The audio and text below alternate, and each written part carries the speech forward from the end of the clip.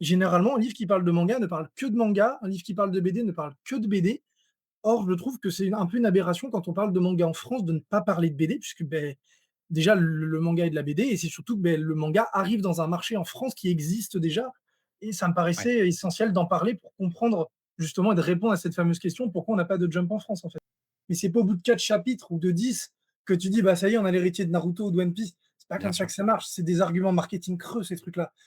Si tu vois, c'est un truc que j'ai ressenti dernièrement avec Blue Lock et que même One Piece ne m'a pas fait ressentir à ce point-là, c'est ce truc de, comme ils disent je crois c'est en Angleterre, de page turner, de livre que en fait, à partir du moment où tu l'as commencé, tu le termines, en fait. Ouais. Il y a pas de pause, il y a rien. Tu es dedans, tu peux pas t'en échapper. Les amis, c'est Genzo. Je suis très content de vous retrouver pour un tout nouveau café anime estival. Si vous voulez connaître l'histoire du manga, les conditions de sa publication, que ce soit au Japon ou en France, vous êtes tombé au bon endroit. Pourquoi? Parce que son auteur, lui, a étudié le sujet avec précision.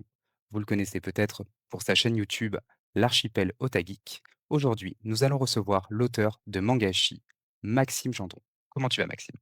Je vais très bien, merci pour l'accueil. Eh ben, écoute, je te remercie d'avoir accepté de venir au Café Anime et de te prêter à notre petit entretien. Sur les conditions un petit peu de rencontre, on peut dire que c'était quand même assez fou avec la rencontre à la Japan Expo. Ouais, carrément. On Franchement, s'est c'était croisés en impromptu. plein festival, au milieu de milliers de personnes. Ouais, mais après, c'est ce qui rend aussi la beauté du coup de la rencontre et la beauté du coup de l'entretien. Encore une fois, du coup, merci de te prêter au jeu. Et là, tout de suite, je vais te poser une question avant qu'on commence. Est-ce que tu as de quoi t'hydrater? Oui ou pas? Oui, j'ai un magnifique mug. Alors, dans ce Waouh, je suis cas-là, battu. en vrai, t'inquiète, il y a pas de compète, mais celui-là, à chaque fois, il m'accompagne pour tous les entretiens. Je crois qu'on peut y aller. C'est parti.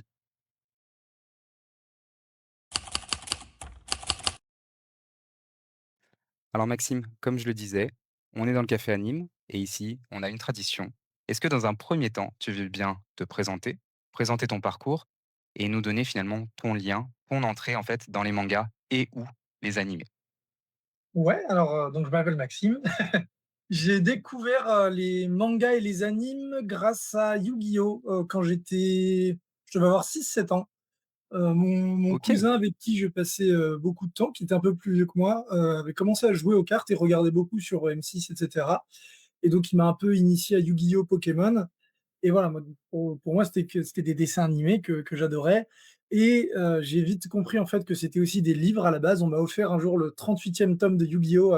Pour mes 10 ans. C'était mon tout premier manga et aussi le tout dernier de Yu-Gi-Oh! Donc j'ai vraiment commencé par la toute fin et voilà, et je j'aimais pas lire à l'époque et un manga, c'est un peu gros quand même. Tu vois? Il y a ce truc de quand t'es gamin et que tu pas lire, tu fais pas trop la différence entre BD et pas BD. Enfin, je me disais: «Mais je vais jamais lire un truc pareil» et je sais pas pourquoi un soir, je m'y suis mis, j'ai adoré et je crois, voilà, c'est parti de là, petit à petit. Après, j'ai acheté Yu-Gi-Oh! GX qui est sorti et puis en ouais, entrant au collège, j'ai commencé à découvrir, tous les gros classiques, Dragon Ball, Naruto, Bleach, Fairy Tail, One Piece, les giga blockbusters de l'époque et puis voilà, petit à petit, en vieillissant, j'ai découvert autre chose et en entrant en études supérieures, j'ai commencé à me passionner pour, l'histoire du manga à proprement parler, avec des livres comme, l'histoire du manga tout simplement de Karin Nishimura mmh, Koubé que j'ai trouvé incroyable. Le livre fait 430 pages, je crois et costaud. comme j'ai dit, quand j'étais gamin, j'aimais pas lire et j'ai lu ce bouquin et je me suis dit: «Mais pendant 430 pages, je me suis pas ennuyé». C'était que de l'information, c'était même pas un roman et malgré ça, pendant tout ce temps, le livre m'a toujours passionné. Je me suis dit: «Mais en fait, enfin, j'ai senti que ça avait créé quelque chose en moi, ce truc de réussir à passionner, sur un sujet, sur autant de temps, autant de pages». J'ai fait des études pour devenir éditeur, un peu plus tard, à Bordeaux, où je suis toujours. J'ai fini l'année dernière, donc je suis éditeur freelance maintenant et un peu auteur, on peut dire Un peu beaucoup quand même, hein, et on peut le dire voilà aussi quand même. et donc tout ça a un peu plus ou moins convergé. Il y a eu la chaîne, effectivement, il y a eu la chaîne YouTube aussi, que j'ai dû lancer avec un ami quand j'avais 18 19 ans et qui voilà, donc qui existe toujours, mais qui est quand même, beaucoup moins active depuis, 5 6 ans, depuis que je suis à Bordeaux parce que c'était compliqué et voilà, en fait, tout ça a fait que, petit à petit, en lisant et en écrivant des vidéos YouTube, je me suis dit: «Mais en fait, j'adore, ce côté d'écrire et d'essayer de transmettre, de partager la passion, d'initier, des gens sur un sujet que peut-être naturellement ils auraient pas été voir d'eux-mêmes et pourtant avoir ce déclic, cette espèce de truc que j'essaye de, comment dire? Moi, qui m'a provoqué le déclic, c'est d'avoir cette espèce de petite flamme qui s'allume dans le creux du bide. Quand tu es devant quelque chose, tu te dis: «Waouh, là, je viens de découvrir quelque chose qui potentiellement va changer ma vie» et c'est ça que j'aime et que j'essaye de transmettre, aux gens. Bah, écoute, je trouve ça assez ouf. En tout cas, la passion que tu as, en fait, on la sent directement, il y a pas de doute là-dessus. À titre personnel, c'est vrai que, du coup, quand tu m'as parlé du projet, je connaissais pas le livre avant, d'accord? Et dès que tu m'en as parlé, j'ai tout de suite senti que potentiellement alors déjà, tu as très bien réussi, du coup, à me communiquer la flamme, parce que je me suis pas posé la question C'est très longtemps gentil. et je voulais te remercier, du coup, de me l'avoir envoyé parce que je l'ai trouvé génial. Donc voilà le livre en question. Une œuvre qui est vraiment, incroyable avec, du coup, qui est très complète, hein, avec des données, bien ciblées, avec, du coup, un contexte, historique. Du coup, tu disais que là, tu avais voulu, toi, te passionner, enfin, en lisant, du coup, l'histoire du manga, tu avais trouvé, en fait, cette passion justement des origines un peu. Toi, au moment où tu décides de te lancer sur Mangashin, déjà, je crois que c'est dans ton mémoire de fin d'études, c'est ça? Tout à fait. Et du coup, à ce moment-là, qu'est-ce qui te pousse finalement vers la prépublication? Tout ça, ce sont des concepts que tu vas expliquer du coup, juste après, sur lesquels forcément tu vas revenir. Mais qu'est-ce qui, toi, t'a donné vraiment envie d'aller sur ce terrain-là? Et ben donc comme tu as dit, c'est mon mémoire de master, d'édition du coup. Je me suis servi je savais déjà que je voulais faire le livre à ce moment-là, donc je me suis, allègrement servi de mes 2 directeurs de mémoire qui sont, des grands spécialistes de la BD, avec leur autorisation, bien sûr. Mais voilà, étant donné que je savais que ce serait de l'auto-édition et qu'il y avait pas d'éditeur, derrière moi, mes 2 directeurs de mémoire ont fait office, on va dire, d'éditeur dans le sens, relecteur, vérifier que je ne dis pas de bêtises dans le livre et puis ça m'a permis, voilà, de faire un premier jet et effectivement, il y a eu beaucoup de corrections à faire, notamment de coquilles, et cetera. Donc ça a été un prototype qui a été plus que nécessaire et ça remonte encore avant, en fait, c'était sur une vidéo en 2017 sur la chaîne YouTube où, Ah, j'aimais beaucoup ce truc de essayer d'expliquer des concepts à travers le manga. J'avais fait une vidéo pour présenter l'économie, avec One Piece, essayer d'expliquer notre économie au travers de l'univers de One Piece et j'étais un peu en recherche d'essayer de faire ce genre de vidéo et donc bah, j'ai fini par tomber sur l'édition, donc j'ai voulu expliquer le système éditorial et notamment les différences entre les 3 grands systèmes que sont la France, le comics et enfin France, États-Unis du coup et Japon, où les auteurs travaillent vraiment très différemment sur chacun de ces 3 pays. Et je me suis retrouvé à devoir à un moment donné expliquer un peu la prépublication et donc en quoi ça affectait les rythmes de travail de certains auteurs. Et ce sujet-là, en fait, m'a vachement intéressé. Je me suis dit, quelques années après, peut-être bien en 2019-2020, à un moment donné, quand j'ai commencé mes études dans les métiers du livre, je me suis dit: «Beh, j'aimerais bien approfondir le sujet. Je vais essayer d'écrire un petit article pour le fun, juste vraiment pour me faire plaisir et cetera». J'ai écrit cette espèce d'article et en fait, je l'ai relu et rapidement, je me suis dit: «Mais en fait, j'étais très content et au bout d'une semaine, j'ai relu, j'ai fait: «Mais en fait, il manque 90 des infos, en fait, là-dedans». Le sujet est beaucoup plus vaste et c'est là que je me suis dit: «En fait, je pourrais en faire un mémoire». À ce moment-là, j'avais déjà mon sujet de mémoire pour le DUT, donc j'ai un peu laissé ça de côté et je me suis dit: «Beh, si je fais le master, on reviendra dessus» et j'ai fini par faire le master, donc voilà, chose promise, chose due, j'ai fini par revenir sur la prépublication où là, voilà, j'ai vraiment fait un truc, complet sur le sujet. bah, en tout cas, là-dessus, je trouve que ton livre fait un petit peu, référence dans le sujet parce que finalement, il y a beaucoup de encore une fois, beaucoup de choses qui sont très, très bien cherchées finalement. Après en même temps, oui, c'est un travail de recherche, donc ça paraît logique. Mais c'est vrai que toi qui as eu un goût de trop peu finalement par rapport à l'article, tu as pu vraiment pousser en fait le sujet jusqu'au bout. Et on sent en fait du coup cette envie-là d'être précis, et vraiment voilà de vouloir diffuser cette information-là. Toi aujourd'hui le livre en fait finalement, c'est quoi le but que tu recherches, du coup avec ce livre-là finalement? C'est de sensibiliser les gens? Vraiment? Ouais, il y a un côté très égoïste dans le livre déjà. OK. J'ai voulu l'éditer parce que je voulais que ça soit un peu c'était un gros challenge perso la somme de tout ce que j'ai appris depuis au moins 5 ans dans mes études dans l'édition, mais encore plus. Donc la somme de tout ce que j'avais pu lire, en tout cas autant que possible, hein, bien sûr, je prétends pas avoir réussi le truc, à la perfection, mais c'était de faire la somme de tout ce que j'ai appris sur l'histoire du manga, dans le côté passe-temps, tout ce que je me suis formé de mon côté et tout ce que j'ai aussi appris via ma formation au niveau de l'édition. Donc faire un livre sur l'histoire du manga et que j'édite tout seul et voir jusqu'où je peux aller en l'auto-éditant. Donc il y avait ce côté très challenge perso que j'ai adoré faire, qui a été très chronophage, mais franchement c'était incroyable et puis, voilà, tu as sûrement prévu des questions, je ne veux pas trop anticiper, mais voilà, la campagne a dépassé toutes les espérances et ce que je voulais faire aussi, c'était 2 choses. C'est que des livres sur l'histoire du manga, comme je disais, il y a celui de Karen Nishimura Poupée, mais il y en a d'autres qui Mmh. sont excellents, qui sont déjà très complets, plus que ce que j'aurais pu faire parce que déjà je parle pas japonais, donc j'ai pas accès à certaines Oui, sources primordiales. Mais ce que je voulais, c'était d'avoir un accès facile, même si c'est sous le prisme de la prépublication, normalement, quelqu'un qui n'y connaît rien en histoire du manga peut découvrir l'histoire du manga avec le bouquin. Et j'ai déjà eu des premiers retours en ce sens, donc pour le coup, ça me fait plaisir et normalement, ça veut dire que ça fonctionne bien. Et il y avait ce truc de à la fois parler de la prépublication, d'avoir cette histoire du manga sous ce prisme-là, et aussi quelque chose que je n'ai encore quasiment jamais vu, c'est d'avoir en fait de parler de manga, notamment de manga en France, et donc de parler de BD en fait. Parce que généralement, un livre qui parle de manga ne parle que de manga, un livre qui parle de BD ne parle que de BD. Or, je trouve que c'est un peu une aberration quand on parle de manga en France de ne pas parler de BD, puisque déjà le manga est de la BD, et c'est surtout que le manga arrive dans un marché en France qui existe déjà, et ça me ouais. paraissait essentiel d'en parler pour comprendre justement et de répondre à cette fameuse question, pourquoi on n'a pas de Jump en France en fait. Bah, justement, alors ça faisait partie d'une de mes questions, mais alors d'abord, je vais t'en poser une autre et de toute façon, ce point-là, je tenais absolument à ce qu'on l'approfondisse ensemble. Globalement, déjà, c'est vrai que pour les gens qui nous écouteraient, qu'est-ce que c'est finalement que la prépublication? Parce qu'en fait, quand on arrive dans le livre, effectivement, on sait qu'on va parler des Jump, on va parler forcément des mangashi de manière générale. Le mangashi, en fait, du coup, ce sont les magazines, du coup, qu'on trouve, au Japon, en fait, avec, des extraits finalement de de mangas, en fait, du coup, d'auteurs, différents. Est-ce que du coup, après, on peut un peu expliquer le principe de prépublication? Parce que finalement, entre le mangashi et dans ce que tu appelles toi les tankobon, donc les tomes qui sont reliés, Ouais. finalement, il y a un circuit qui se met en place. Tu as fait des schémas, en fait, du coup, que je vais absolument placer dans le montage, pour illustrer le propos parce que je trouve que enfin, pour moi, c'était très clair. En fait, finalement, tu as les mangashi et ensuite, après, du coup, tu arrives au tankobon.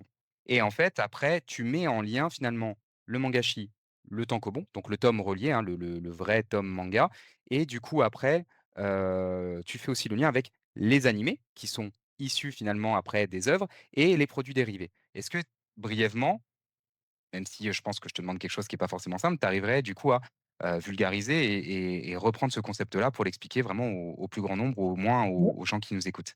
Bah, en gros, la prépublication, le mot est un peu barbare, mais en fait, c'est tout simple. C'est le fait que les chapitres de manga qui sont compilés donc, dans les tankobon, qui sont les livres, et voilà, les volumes que nous, on achète en France depuis que les mangas arrivent, ça, en fait, c'est des recueils techniquement, puisque chaque chapitre est publié généralement toutes les semaines ou tous les mois dans un magazine, un peu comme on a. Bon, là, je prends l'exemple français qui vient de sortir, mais voilà, comme les Japonais sont trop, je peux pas les attraper, mais voilà, une Ouais, espèce de gros magazine comme ça avec plein de mangas différents. Et dans chacun de ces numéros, il y a un chapitre, comme One Piece par exemple. Toutes les semaines, il y a un chapitre de One Piece qui est publié. Et une fois qu'il y en a à peu près 10, 11, 12 de faits, on les compile et ça donne un volume relié qui après atterrit en librairie et voilà. Et après, l'idée, c'est que pour gagner de l'argent, les éditeurs vendent les droits de la série pour en faire un animé. Et voilà. généralement, qui dit animé dit produits dérivés. En fait, c'est les 4 grosses étapes, puisque les auteurs qui publient dans les magazines, généralement, publient à perte, ou en tout cas sont à peine à l'équilibre, parce que c'est un peu comme des auto-entrepreneurs. En gros, c'est à eux de payer leurs assistants, c'est à eux de payer le loyer du studio, et donc ils vont commencer à être à l'équilibre quand ils vont vendre les tankobons, et après, quand c'est décliné en animé, là, on peut commencer à parler de royalties et de choses un peu plus intéressantes niveau financier. Donc si on devait synthétiser, ne serait-ce que déjà pour les auteurs, en tout cas au Japon, le fait du coup d'écrire les planches et le fait d'avoir les tomes qui sont reliés finalement, on arrive à peine à rentrer dans ses frais. Tu deviens ouais, les mangaka deviennent pas riches ou encore plus quand tu comptes le temps de travail passé à faire ça. Pour vraiment gagner de l'argent, il faut avoir une adaptation animée et ce qui rapporte indéniablement le plus, que ce soit l'auteur ou à l'éditeur, c'est les produits dérivés. C'est là où vraiment, à partir du moment où les produits dérivés commencent à être fabriqués, à se vendre, c'est vraiment là où on commence à parler d'auteurs, à succès dans le sens, voilà, où il va vraiment bien gagner. Alors évidemment, je vais pas reprendre l'exemple d'Oda avec One Piece parce que lui, c'est l'arbre qui cache la forêt. Après Bien 30 ans sûr, de publication, comme ça, ouais. mais voilà, pour vraiment commencer à vivre et à pouvoir enchaîner les projets, parce que c'est pareil, je prends un exemple, je sais pas s'il est vrai, mais on prend le duo d'artistes qui fait Death Note. Voilà, Death Note est super connu, mais peut-être que pendant 3 ans, ils vont pas refaire de gros mangas à succès. Donc, c'est-à-dire que pendant 3 ans, il faut vivre aussi, en fait. Alors que peut-être ils n'auront pas de publication en cours parce que, contrairement en France où, voilà, Mathieu Bablé a fait une BD trop bien. La BD de Mathieu Bablé explose. Donc, nécessairement, l'éditeur va dire, bah, tu nous en fais une deuxième. On te commande la deuxième, tu deviens un auteur à succès. Au Japon, ça fonctionne beaucoup moins comme ça. Un des exemples les plus parlants, c'est Kishimoto qui a fait Naruto. Naruto, Ouais, c'est terminé. C'est l'auteur de Naruto quand même. Et ben, il doit quand même repasser par un processus de est-ce que ton de manga est publication. suffisamment bon pour être publié. Ça a Ouais. donné Samurai 8. La réponse est non. La critique, enfin, ça n'a intéressé presque personne et l'histoire s'est terminée au bout de 5 tomes. Parce que au Alors Japon, que, ça va être tout le temps jugé sous le prisme des ventes, certes, comme en France, mais avant même les ventes, d'avoir ce contact direct avec les lecteurs. ça veut dire que si, si je suis du coup ton raisonnement, ça veut dire que d'autres auteurs par contre, parce que ça a pas marché pour Kishimoto, mais si on prend des auteurs par exemple comme Rumiko Takahashi, qui a fait plusieurs œuvres en fait qui sont réputées, ou Takehiko Inoue ou peu importe, on a vraiment en fait tous ces auteurs-là qui sont repassés par ce processus en fait finalement Ouais, entre guillemets de «pré-publication». exactement. Chaque fois, on doit C'est repasser dingue. et voilà, ça. Alors oui, ça veut dire qu'ils ont fait des œuvres, si la deuxième série de Rumiko Takahashi est publiée, voilà, ça veut dire qu'elle a passé les sélections et que c'est bien. Mais ce que je veux, c'est qu'on va pas avoir automatiquement un: «Ah bah oui, tu l'auteur de Naruto, tu as fait un manga à succès, hop, les yeux fermés, on te signe pour la suite». Non, il y a quand même est-ce que ça plaît au public? Est-ce que c'est publiable? Est-ce que ça répond aux critères du magazine? Voilà, il y a ce truc quand même, qui finalement est pas mal parce que là, Samurai 8, si ça avait duré 15 tomes au lieu de 5, peut-être que ça serait pas vendu et que ça aurait été une catastrophe. Absolument, je reconnais.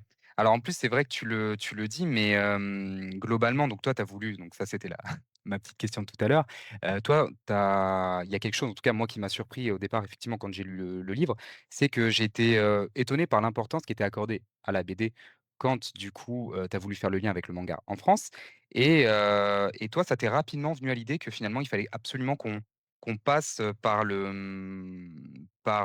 BD en France et les conditions d'implantation de la BD en France pour expliquer du coup les raisons de ce manque finalement de consommation de mangachi en France? Ouais, il y a eu deux déclics. Le premier, c'est, bah, effectivement quand j'ai relu l'article que j'avais retravaillé où je me suis dit: «Bah, en fait, c'est clairement trop peu pour parler du sujet». Ouais, Une des choses qui m'a fait me dire ça, c'est que je me suis dit: «Mais quand je dis: "Il y a pas ça en France parce que ça marche pas", en fait, après avoir fini, je me suis dit: «Mais en fait, mais il y a le journal de Mickey, en fait, qui a existé». Et à partir du moment où j'ai pensé au journal de Mickey, je me suis dit: «Mais en fait, il y a eu Tintin, il y a toujours Spirou, il y a eu Pilote». Et en fait, de fil en aiguille, je me suis dit: «Mais attends, mais en fait, il y a eu plein de magazines, en fait, qui ont existé en France dans le même concept». Alors ouais, du coup, la question est encore plus forte de ben, alors, pourquoi ça fonctionne pas alors qu'en plus la France a une histoire de prépublication de dingue avec la BD. Et donc ça m'a c'est vrai. incité à aller gratter d'autant plus que ce que j'avais prévu de faire à la base, qui était déjà de me dire bon voilà, c'est de toute façon le manga en France, c'est les lecteurs français, donc il faut essayer un peu de comprendre pourquoi les Français, contrairement aux Japonais, ne lisent pas la prépublication, pourquoi les éditeurs ne le font pas. Au départ, c'était beaucoup de raisons juridiques. Et effectivement, quand j'ai commencé à prendre conscience de toute cette histoire avec Pilote, etc., je me suis dit, mais en fait, il y a d'autres raisons que juste des raisons juridiques et des problèmes de droit avec les Japonais. Il y a aussi tout un truc très culturel et sociétal derrière. Et c'est justement à ça que je voulais en arriver, c'est que, finalement, pour les gens qui n'auraient pas lu le livre, et qui n'ont pas l'information, hein, finalement sur les éléments du coup qui sont culturels, qu'est-ce qui empêche aujourd'hui l'émergence du shonen jump «français» entre guillemets, finalement? Là, tu parlais de la BD, est-ce que tu arriverais à nous donner un listing un petit peu Ouais, d'éléments qui soient assez, il y a beaucoup de assez, raisons. établis? Euh, Ouais. l'une, l'une des premières raisons, c'est juridique. Par exemple, au Japon, My Hero Academia, Naruto et One Piece, c'est la Shueisha. C'est publié dans Shonen Jump, c'est le même éditeur. Mmh. En France, c'est Ouais. 3 éditeurs différents qui ont acheté les droits. Donc ça veut dire quoi? Ça veut dire que si on fait un jump, qui est-ce qui paye le coût d'impression? Qui est-ce qui traduit? Parce Ouais. que si, admettons, c'est Glénat qui a One Piece qui achète le droit du jump, donc qui a le droit de publier le jump dans son ensemble. Donc ça veut dire que Glénat publierait My Hero Academia dans le jump, mais derrière, c'est Qui n'est Kiyun qui pas, publierait. Donc ça veut dire c'est que ça. Glénat paierait un traducteur pour traduire My Hero Academia dans le jump, mais qu'après Kiyun devrait repayer une autre traduction, ou alors qu'elle aurait une traduction gratuite payée. Enfin, tu vois, rien que déjà là, c'est compliqué. Ouais. L'autre truc, ça serait que Glénat, par exemple, je prends l'exemple parce que c'est leader du marché, se disent bah, nous, on va faire un jump avec les séries dont on a les droits. Mais à quel moment les Japonais vont donner à quel moment la Shueisha qui possède One Piece va dire bah nous c'est ok pour qu'il y ait un jump avec une autre série qui nous appartient pas à nous par contre qui est un de nos concurrents, tu vois. Dans les deux sens en fait il y a un problème à ce niveau-là. Ouais, Économiquement c'est aussi le bordel du coup parce que qui paie quoi, comment, enfin ça serait un enfer. Et l'autre gros problème entre guillemets, c'est ce qui est même pas forcément un problème mais qui est une explication, c'est de se dire en fait les Japonais n'ont pas inventé la prépublication. Au début, les mangas étaient juste publiés dans des magazines, dans la presse. Ça a tellement bien fonctionné qu'à un moment, ils se sont dit, bah, en fait, on va en faire des recueils pour les revendre encore derrière et capitaliser sur le succès des grosses séries. Ça a fonctionné. Après, il y a eu les animés à partir des années 60 quand Tezuka a montré que c'était possible avec Astro Boy. Et en fait, depuis la fin de la guerre et même un peu plus, ce système de prépublication que j'appelle cette espèce de système de mix média s'est construit petit à petit pour arriver. Voilà. Quand on lit Bakuman, par exemple, oui, Bakuman nous présente ce système, donc prépublication, tankobon, animé, produits dérivés, c'est le système de base. Il est là, il est établi, c'est comme ça que ça fonctionne. Mais il n'a pas été inventé tel quel. Il a été développé petit à petit. Il a été développé comme ça parce que cette façon de fonctionner répondait aux besoins de se divertir des Japonais aux différentes époques. On ne peut pas l'emmener dans une culture et une époque différente et le transposer tel quel parce que nous, lecteurs français, on ne lit pas le manga comme ça. Déjà parce que les kiosques de presse sont désertés depuis des années. On n'y va bien sûr. plus pour quasiment plus pour lire dans des kiosques de presse et je pense encore plus la nouvelle génération ne va plus dans les kiosques de presse. Et donc, déjà, rien que ça serait un frein. Alors, on voit comme les magazines comme Manga Isho qui sont directement distribués en librairie plutôt qu'en presse. Mais même comme ça, en fait, on est dans une société déjà du tout de suite. Donc, pré-publier, ça veut dire attendre avant d'avoir vraiment l'histoire. Sur des œuvres originales, ça peut marcher, mais si, admettons, pré-publier One Piece, alors c'est un peu une exception parce qu'on l'a sur l'application du Jump qui va très vite, mais je pense qu'on préfère tous que Glénat traduise l'avant-dernier volume dès que possible, plutôt que de d'abord nous faire un espèce de magazine avec One Piece toutes les semaines pour finalement avoir le tome un an après ce qu'on pourra avoir. Parce Ouais. que nous, ce qu'on veut maintenant, c'est le tome avec les 12 chapitres de One Piece tout de suite. Donc je pense que en fait, ça se prête pas du tout à comment on consomme. Et en plus, c'est pour ça que je reviens autant sur le système français. Et d'ailleurs, je sais pas si tu as remarqué, j'ai construit en fait les deux premières parties. Donc la première partie, c'est l'histoire du manga au Japon, et la deuxième partie, c'est l'histoire de la BD en France. Je les ai Ça repris le construits même principe. exactement pareil, en Absolument. miroir. Historique avec, Ouais, vraiment du coup à comment l'identique. finalement Chaque le chapitre se répond, en fait, le premier chapitre appartient, répond au premier chapitre, parce qu'en fait, jusqu'à un certain point, les deux histoires sont quasi identiques sur plein de grandes lignes. Jusqu'à un certain point où les Français ont dit, ben, nous, on préfère vendre des albums cartonnés d'Astérix à 10 euros plutôt que de vendre le magazine qui se vend moins cher dedans. Et en fait, ouais, indirectement, ça a tué les magazines. Et donc, les Français ont totalement perdu l'habitude de consommer la BD de cette manière. En France, on consomme la BD avec des beaux objets qui restent dans les bibliothèques, comme on a tous les deux derrière nous, parce que c'est ce qu'on ouais. aime. Des magazines pourris, mal imprimés, en France, ça fonctionne pas. Mais justement, c'est intéressant parce que, je voulais en arriver là. C'est vrai que, le système, japonais et le système, français au niveau de la manière dont tu as raconté, tu es revenu sur une partie historique. Tu as expliqué du coup dans ton livre, du coup, les premières apparitions dans les magazines.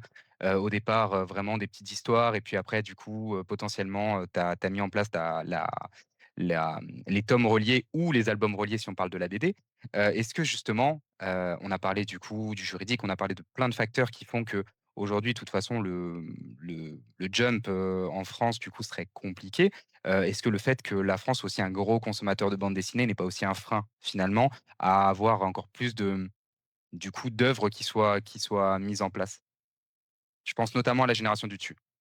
Eh ben, ça dépend en vrai. Ça dépend. Parce que là, tu vois, des projets comme Manga Isho montrent que ça peut quand même être possible. Parce que Manga Isho fonctionne, il faudra voir sur le long terme, mais la formule peut fonctionner parce que c'est de la création originale. Donc OK, là, il y a le truc de se dire, en fait, on prend pas du retard sur notre chapitre de One Piece pour passer par la même étape que les Japonais. Là, il n'y a pas les moyens de faire une œuvre complète d'un coup, mais par ouais, contre, on va d'abord faire chapitre par chapitre, voir quelles sont les réactions des lecteurs, et ensuite, les plus populaires, potentiellement, on les transforme en recueil, en tankobon. Un peu dans cette démarche qu'on a pu avoir au Japon avant. Là, ça peut être intéressant. Maintenant, il faut voir si on arrive à, comment dire, à plier les consommateurs à cette habitude de lecture, parce que c'est toujours ça le cœur du problème. Même si c'est de l'art, même si c'est du divertissement, ça reste de la consommation qui s'achète. Maintenant, effectivement, là, déjà, il y a un gros marché de la BD en France avant même que le manga arrive. Au Japon, la BD, c'est le manga. donc il y a que Ouais, ça entre guillemets. Bien sûr, ils importent aussi qu'il y a d'autres trucs, mais alors qu'en France maintenant, à peu près une BD sur 2 est un manga, donc il y a un peu guerre, c'est peut-être un peu fort, mais voilà, il y a un peu cette concurrence. Effectivement, c'est pas du tout le même lectorat parce que voilà, c'est des publics différents et les passerelles sont d'ailleurs particulièrement compliquées à faire entre les deux publics. De faire lire des lecteurs de BD du manga et vice versa, c'est compliqué. Mais, euh, mais oui, il y a aussi ce truc que la France est quand même dans un, il y a des éditeurs qui veulent pas ce mot-là, mais je pense qu'il y a quand même une forme de surproduction malgré tout, qui fait qu'il y a quand même ouais. beaucoup de titres, au point que des fois des mangas moins connus vont être sur des tables de nouveautés pendant 2 jours parce que parce qu'il n'y a pas de place, il faut faire la place à ceux qui sortent 2 jours plus tard. Et donc, enfin, la vie du livre n'est pas faite pour être aussi éphémère. Et c'est vrai que c'est compliqué ce que tu dis parce que, globalement, c'est vrai que quand on a eu une publication finalement qui s'est adaptée parce que effectivement tu le disais, que ce soit Japon ou France, ils sont adaptés finalement à l'ère du temps. C'est-à-dire qu'au début, il y avait les petites séries et puis après du coup, ils en ont fait des albums et puis après du coup, que ce soit du coup pour l'un comme pour l'autre, il y a eu les animés ou les dessins animés en France du coup, adaptés de ces albums-là.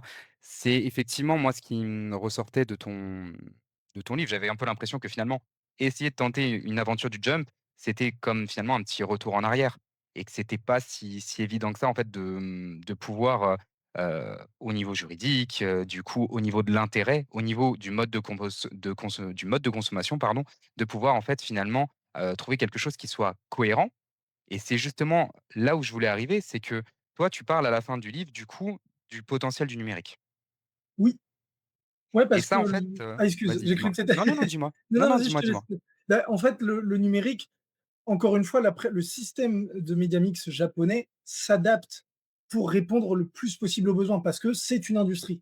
C'est assumé depuis le départ, le manga, c'est une industrie. C'est là pour faire de l'argent, divertir les gens. Là, qu'est-ce qui permet de divertir les gens plus rapidement à l'époque du streaming et du numérique? Bah, c'est la lecture numérique, en fait. Donc, progressivement, les ventes papier sont en train de diminuer drastiquement. Les éditeurs les conservent parce que c'est toujours utile. Ça sert un peu de flyer géant, un peu premium, Ouais, mais les magazines n'ont plus d'intérêt. euh, Plus vraiment. C'est faux parce que je l'explique justement qu'il y a quand même certains intérêts quand même pour les magazines encore, même si ils rapportent plus rien.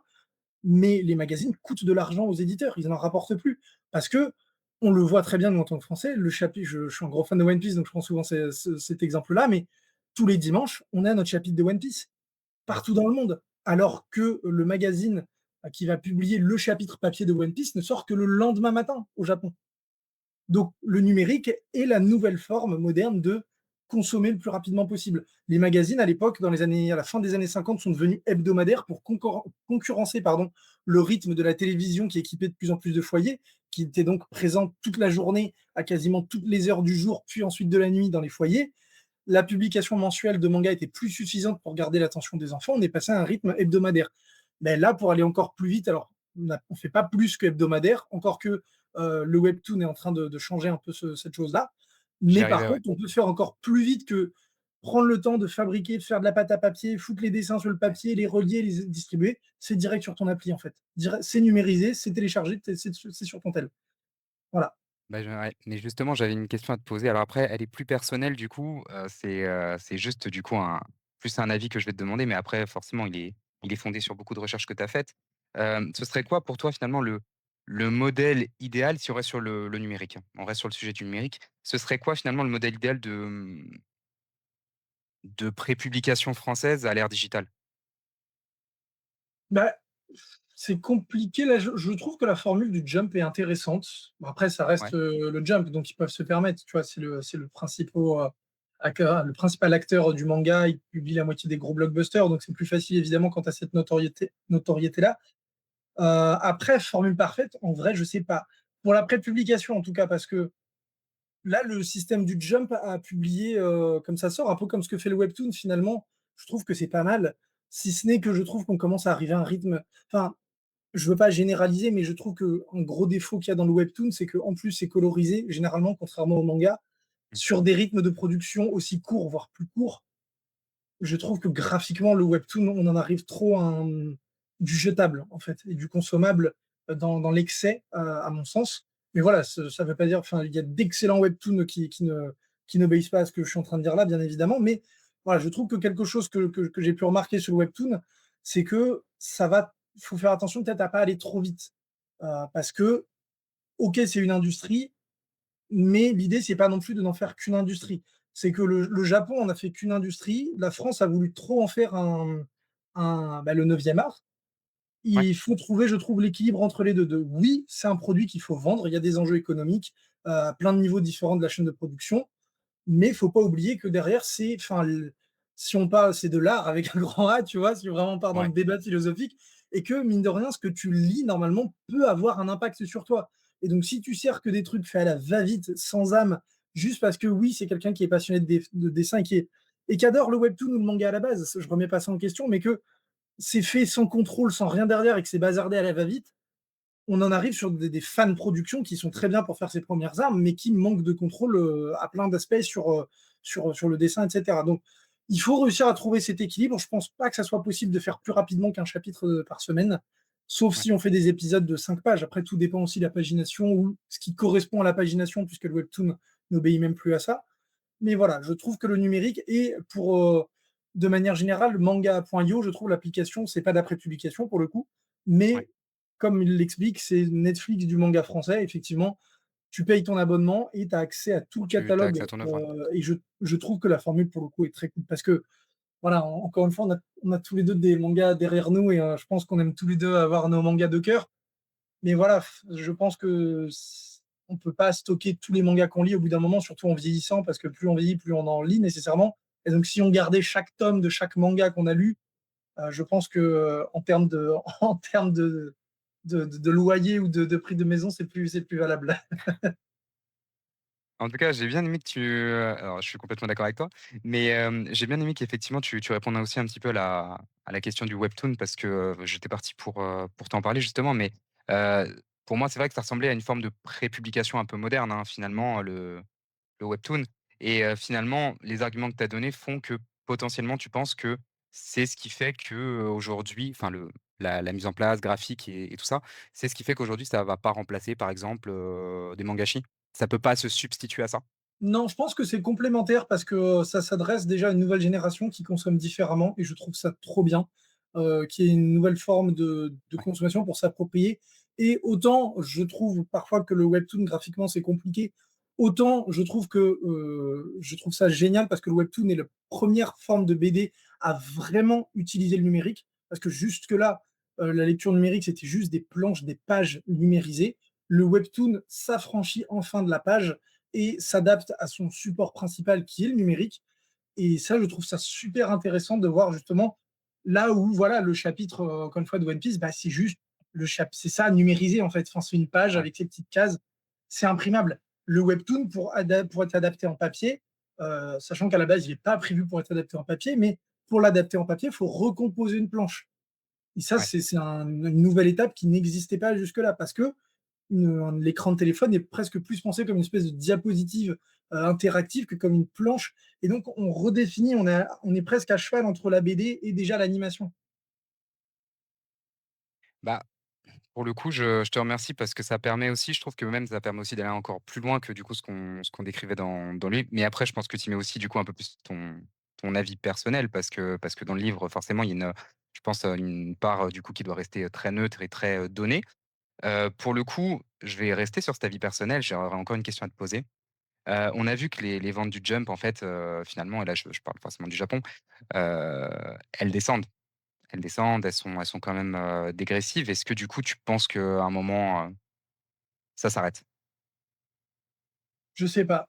En vrai, je sais pas. C'est l'enjeu généralement de chaque rotation générationnelle. Là, en ce moment, le Jump est dans un moment de doute parce qu'il y a beaucoup de grosses séries qui se sont terminées ou qui sont en train de se terminer. Ouais, Donc, ils sont en train de perdre ou vont perdre pas mal de bonnes séries. Donc, derrière, faut recréer la hype, réussir à récupérer des lecteurs. C'est l'enjeu de tous les magazines parce qu'à partir du moment en plus où tu fais des magazines destinés aux 7-15 ans, ça veut dire que bah, techniquement, tous les 7 ans, tu repars sur des nouveaux lecteurs à reconquérir, etc. Le format One Piece, Naruto, Bleach avec 70 volumes minimum est plus dans l'air du temps pour l'instant. Les lecteurs veulent plus ça, il faut des choses plus courtes. On le voit déjà, My Hero s'est arrêté au bout d'une quarantaine de volumes, ce qui est déjà beaucoup dans l'absolu. Mais enfin voilà, la génération 2000-2010 avait vraiment poussé le truc à fond. à ce niveau-là en termes de tomaison avec, ouais, Naruto qui s'est arrêté au volume 72 et qui Ouais. était le la comment dire? Celle qui a le moins de tomes des 3 avec Bleach et One Piece, donc voilà, c'est beaucoup. On parle de séries qui suivent sur 20 ans, c'est plus comme ça pour l'instant.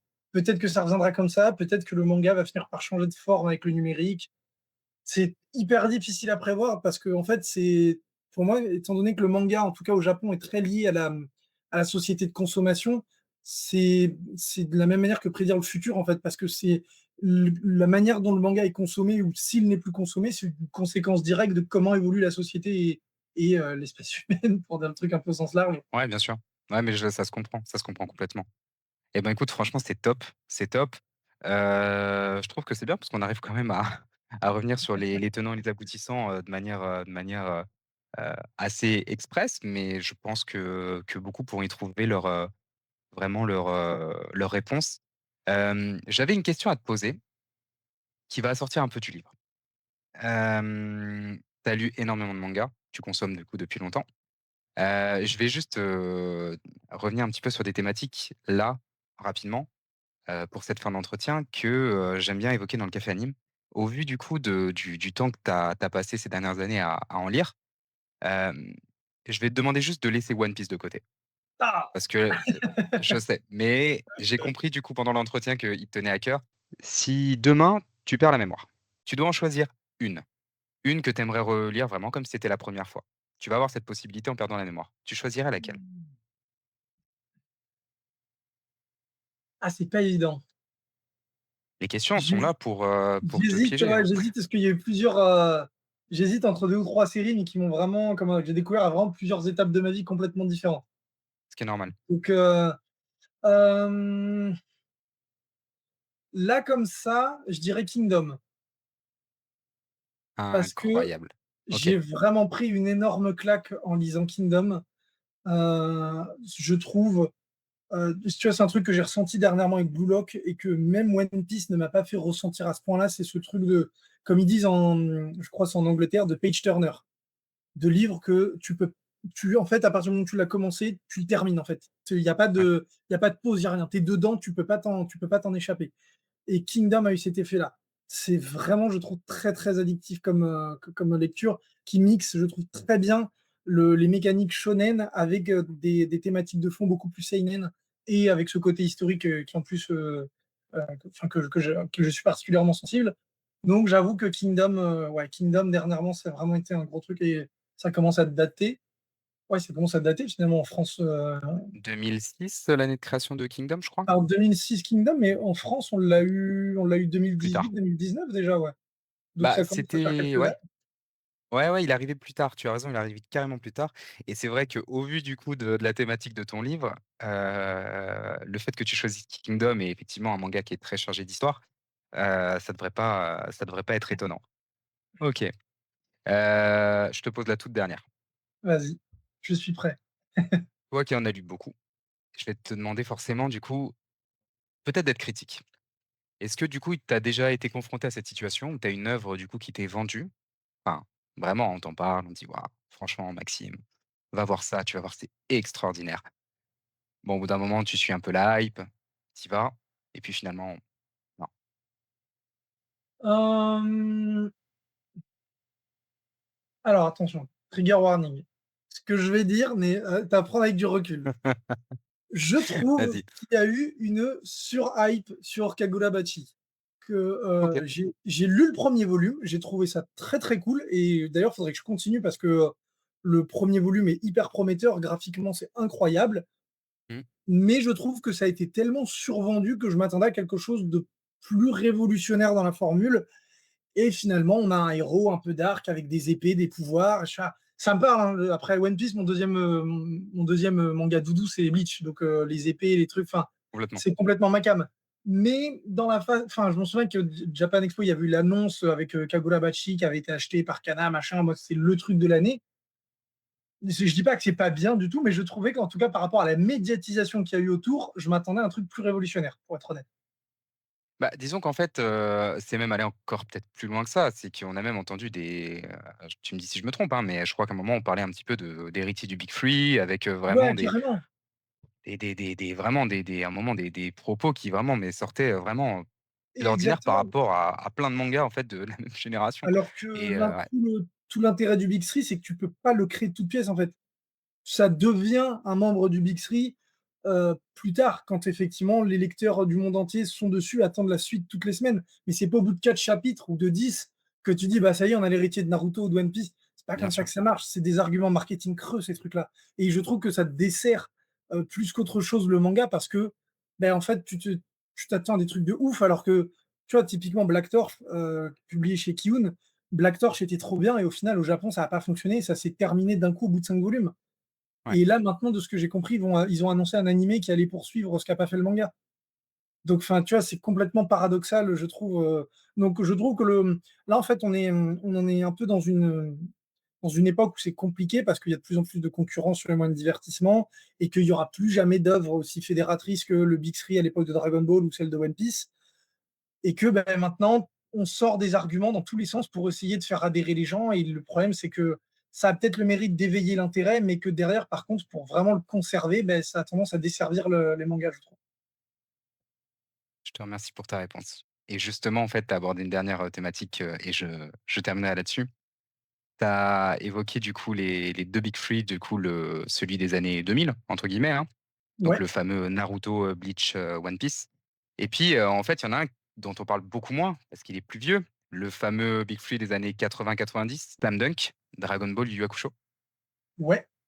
Ouais, qui est beaucoup moins médiatisé, comme Big 3 du coup de cette époque-là.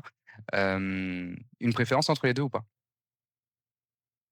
Oui, clairement par nostalgie, One Piece, Bleach, Naruto, enfin voilà, j'ai grandi, j'ai OK, découvert le manga avec, donc incontestablement pour tous les souvenirs que j'ai, heu, oui, oui, clairement. Après, c'est le premier Big 3 est moins connu en France parce qu'à l'époque, le manga était pas encore en France.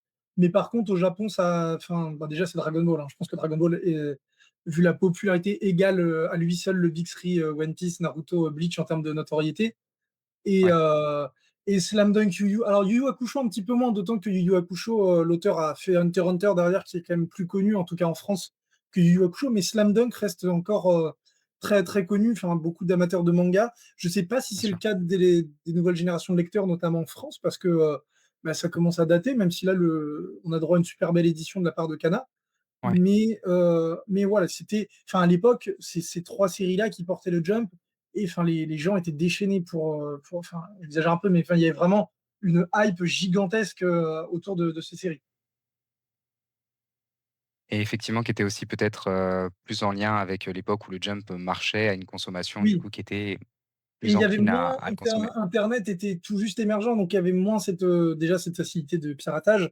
Mais il y avait Ouais, ce truc de phénomène de société aussi à une échelle différente, mais d'en ouais, parler de bouche à oreille, etc. Alors que là, voilà, dès qu'un manga commence un petit peu à faire parler de lui, voilà, c'est sur les réseaux, c'est surmédiatisé par plein de créateurs. Enfin voilà, il y a ce truc de c'est plus facile d'en parler et en même temps, est-ce que ça veut dire que ça le rend plus populaire? Enfin, tu vois, il y a c'était ces deux je époques, je pense que c'est compliqué de comparer. Pour le coup.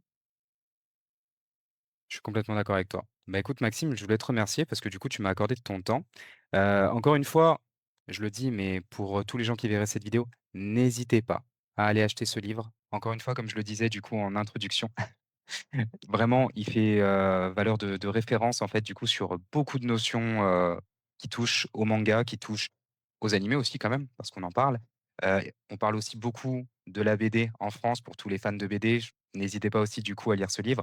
Vraiment, c'est important, du coup, pour connaître des choses, du coup, qui touchent à l'univers des mangas sans parfois, des fois, lire du manga. C'est aussi important, du coup, de savoir dans quelles conditions on achète, les livres, de quelle manière ils arrivent, quelles sont les conditions finalement aussi du coup de publication. Un petit mot pour la fin Maxime?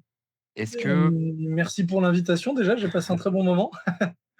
bah, justement j'allais te demander, est-ce que tu as des projets du coup qui sont déjà prévus, Oui, je suis en train d'écrire un autre livre dont je ne peux pas OK, parler pour l'instant, mais il y a un autre livre qui est OK. en cours, qui cette fois sera chez un éditeur. Ouais, J'ai aussi un autre projet plus ou moins alors pas une suite, mais qui est fortement lié à Mangashi, du coup. OK, Et encore un autre, il y a plus ou moins 3 projets de livres, voilà, en cours, plus ou moins en cours à OK. différentes étapes de création et d'avancée, dans les tiroirs. Et ben, c'est parfait. En tout cas, tu peux déjà compter sur ma contribution pour la C'est suite gentil. et j'espère que du coup, beaucoup de gens, en voyant cette vidéo, du coup, y participeront. Les amis, je voulais vous remercier du coup d'avoir suivi ce café anime. On se retrouve nous très bientôt pour une prochaine vidéo. Si le format vous plaît surtout, n'hésitez pas à vous abonner et moi je vous dis à plus tard. Bye tout le monde. Salut.